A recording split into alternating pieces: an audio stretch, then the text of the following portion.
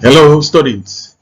Yeah, you're welcome to section 4 of unit 2, and it actually discusses principle 5, which states that guidance is cooperation and non-compulsion. Uh, as its objectives, let me indicate that by the end of this lesson, you should be able to 1. Explain the principles of guidance strives for cooperation and not compulsion. 2.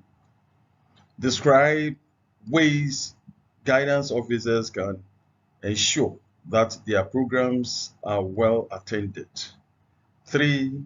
Explain the principle of guidance and guidance ethics. And then 4.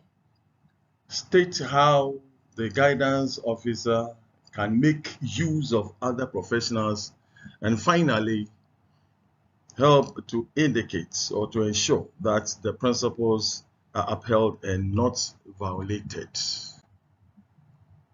So we move on.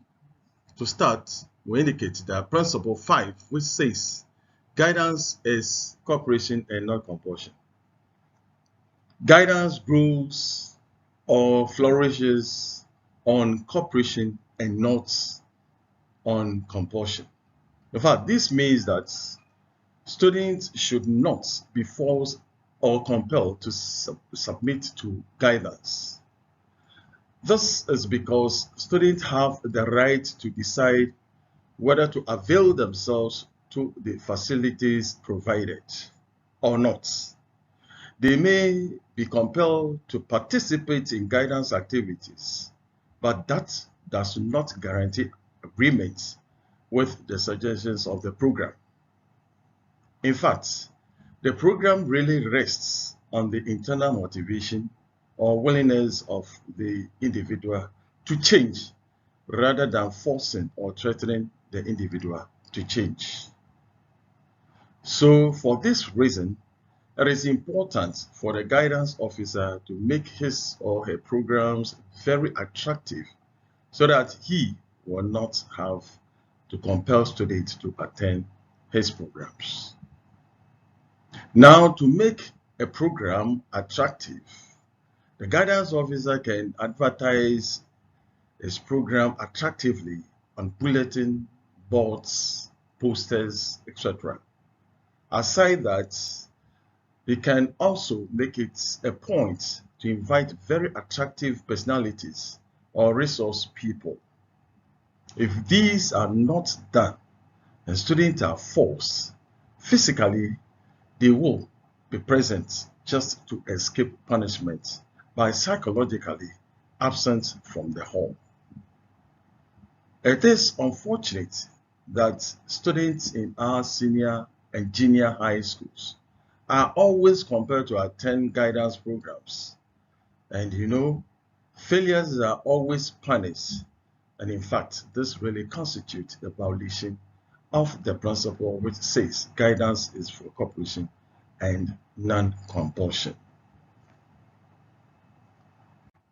So now principle 6, which also states that guidance is a team effort. Of course, this also simply means that guidance is a cooperative service involving different groups of people. These people actually include teachers, psychologists, social workers, and administrators simply because they are all parts of the process. The school counselor himself is a member of the team. Therefore, he or she actually shares concerns and organizes programs for students with all the members. In addition to that, the coordinator has to know his strengths and weaknesses so as to enable him invite any of the team members to assist where necessary. This means that guidance cannot be viewed solely as the responsibility of the counselor.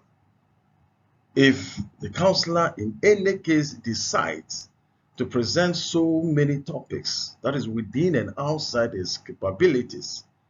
Be the timekeeper, arrange the room for a program, etc., etc., really constitutes a violation of this principle of guidance is a team effort.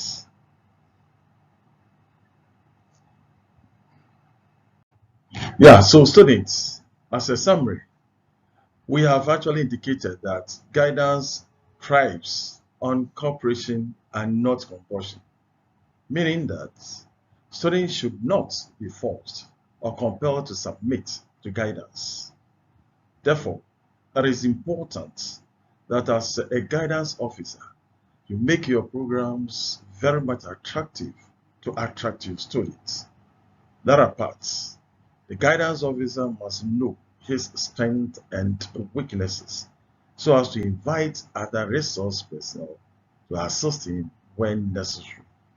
The counselor is a team member and must be ready to work with other professionals.